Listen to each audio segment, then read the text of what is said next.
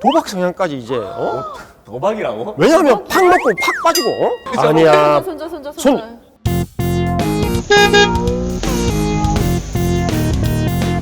자, 여러분 오늘은 말이죠. 이제 우리가 새해가 밝아서 주식 투자하시는 분들도 막 열심히 하고 하잖아. 근데 이제 이때쯤 제가 이제 새해를 처음 시작하는 이 판에 투자를 하면서 범하기 쉬운 실수에 대해서 한번 잠시 짚고 넘어가려고. 이때쯤 꼭 그런 현상이 나타나요? 왜냐면 새해 첫 출발할 때 우리가 혹시나도 이 범할 수 있는 실수가 있으면 좀 쫄림 맞잖아. 맞아. 새해 되고 이러면은 꼭 그 지킬 수 없는 약속은 왜 그토록 많이 맞아. 했는지. 금연, 뭐 다이어트, 뭐 운동? 헬스장. 주식 투자를 할 때 말이죠. 이런 케이스가 있어요. 예를 들면 쇼핑병. 쇼핑병? 이게 뭐냐면 봐봐, 우리가 주식 매매를 하잖아. 사고 팔 때 내 계좌에 현금이 좀 남았어. 이거 그냥 갖고 있을 수도 있고, 그죠? 그럴 수 있는데 꼭 사야 돼. 죄송합니다. 여기 중환자 있어요. 제가 여기 중환자 있거든요. 뭐라고? 죄송합니다. 진짜? 저 심지어 봤는데 예전에 그랬고. 4,000원이 남은 거예요.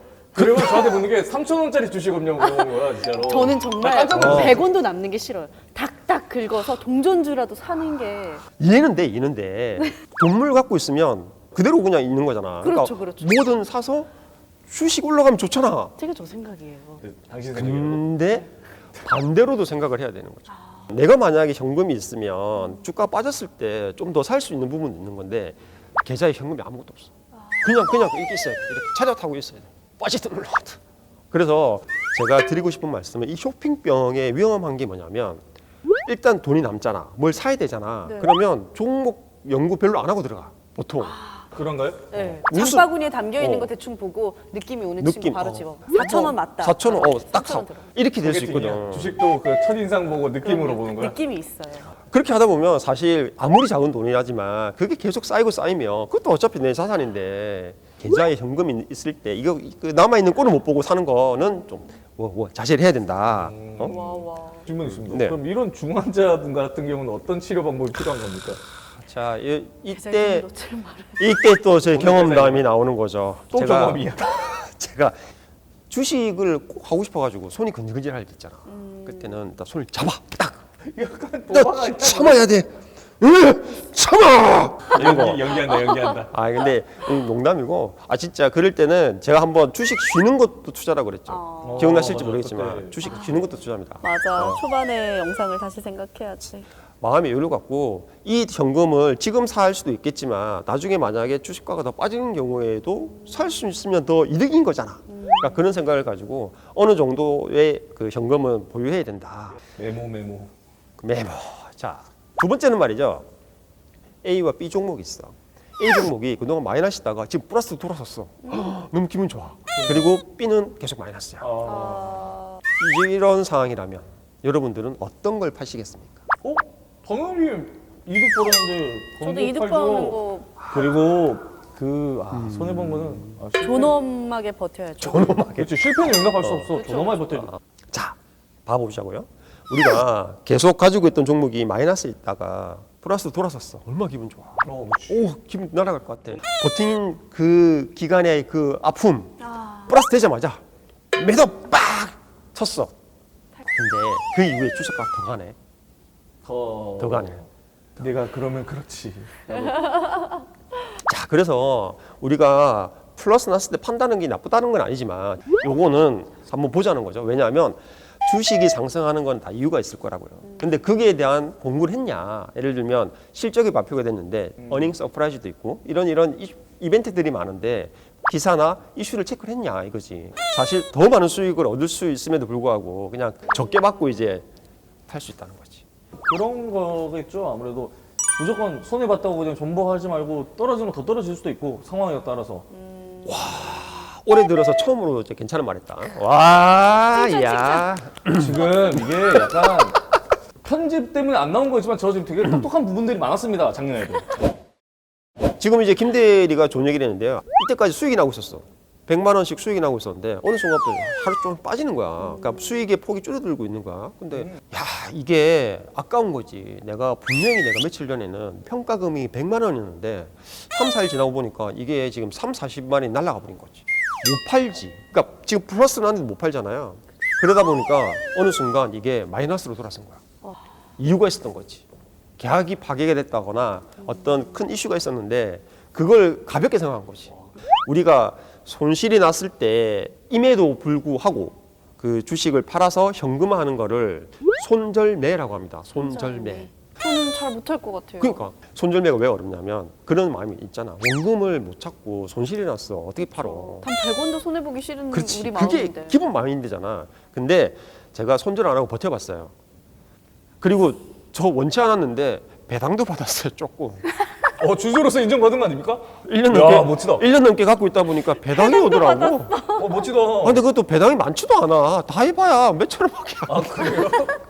자, 그래서 손절매를 어렵기 때문에 어떤 방식이 있냐 그러면 내가 주식 투자를 할 때 내 원금이 있어. 그럼 내 원금에 예를 들면 이 10%까지는 내가 참고 올라갈 때까지 기다리겠다라고 하는 마지노선을 자기의 기준을 좀 스스로 잡아주면 좋아요. 각자 나름대로. 각자.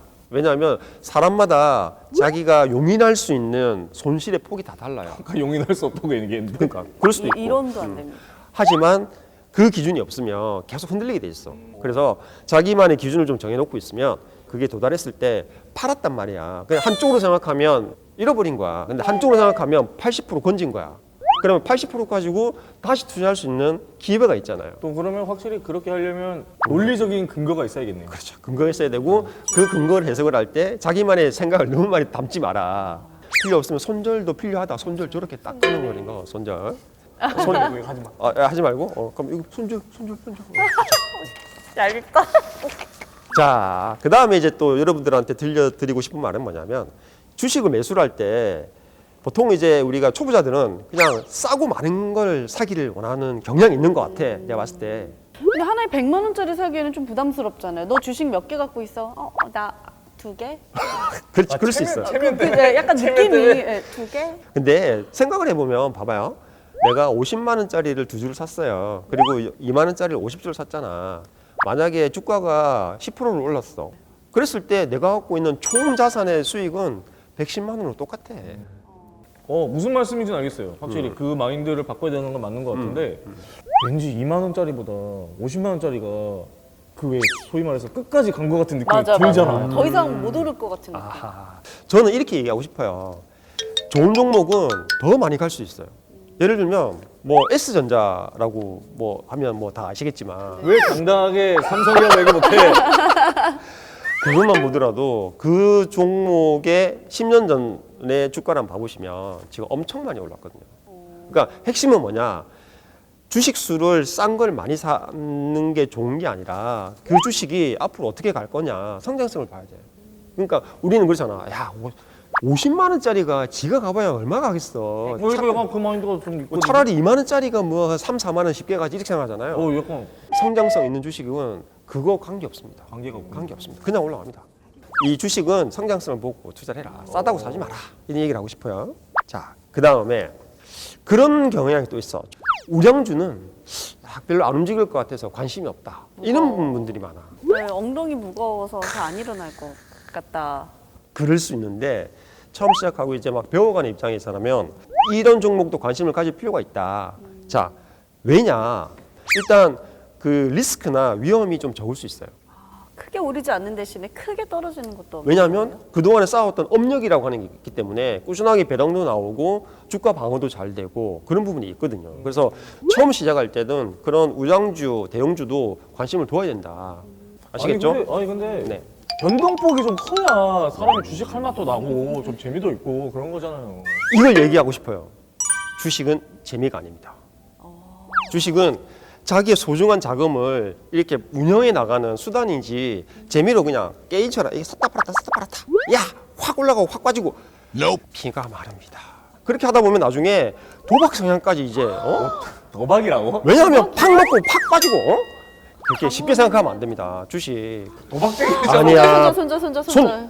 그래서 이제 제가 말씀드리는 게 우량주 덩치 큰 거 이거 별로 안 좋아 이렇게 생각하실 필요 없이 오히려 반대로 그런 부분부터 조금씩 매매를 하시면서 공부를 하는 것도 필요하다. 만약에 이제 그렇게 해서 내가 주식 공부를 좀 됐어. 네. 그리고 해봤는데 이제 좀 익숙해졌다. 나는 이런 덩치 큰 거보다 한번 좀 팍팍팍 올라가는 걸 한번 해보고 싶어. 이렇게 자기 성향을 찾아갈 수 있는 거야. 내 얘기 같은데? 주식 시장은 계속 열리니까 공부를 하시면서 접근하시는 게 좋을 것 같아요. 자, 네. 오케이. 자, 다음은 묻지마 투자. 묻지도 따지지도 않고. 묻지도 따지지도 마요. 누가 사라. 그래, 사다. 그치. 카드라는 소식에 가자 하고 그냥 한 번 들어가서 따블 먹고 나오겠다. 뭐 최소 따블은 해야지. 그래, 근데 뭐 뭔가 얘기 들어봤는데, 이거 따블 간대. 그러면 그 종목이 뭐 하는 종목인지도 몰라. 이게 묻지마 투자야. 세상에. 위험하다. 그러다가 빚을 내서 저렇게 투자했는데 만약에 저게 그게? 떨어지면 오르면 뭐 그나마 다행이지만 떨어졌을 때는 이게 왜 떨어졌는지도 모르잖아요. 자기는 종목도 몰라. 이게 뭐 하는 회사인지도 맞는 몰라. 거죠. 영문도 모르고 왜 떨어졌는지 모르고 이거 어떻게 해야 될지 모르겠네. 그래서 주식 투자하는 것도 이게 자기가 스스로 공부하고 노력하고 배우면서 자기만의 노하우와 경험을 쌓아가야지 롱런 할 수 있어요.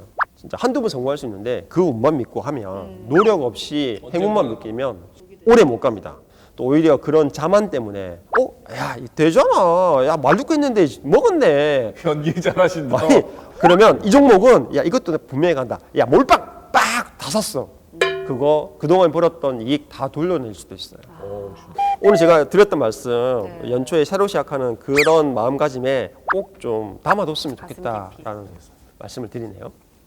자 오늘은 연초를 맞이해서 초보자 여러분들한테 범하기 쉬운 실수에 대해서 말씀을 드렸습니다. 저는 또 그렇게 생각이 돼요. 이 프로를 보고 있는 여러분들은 올 한 해 다 잘 되실 거라고 저는 믿고 있습니다. 올 한 해도 건성하시고 주식에서 수익 많이 내시길 바라겠습니다. 그럼 다음 시간에 뵙겠습니다. 안녕. 우리도 구독 좋아요 눌러주세요. 눌러주세요.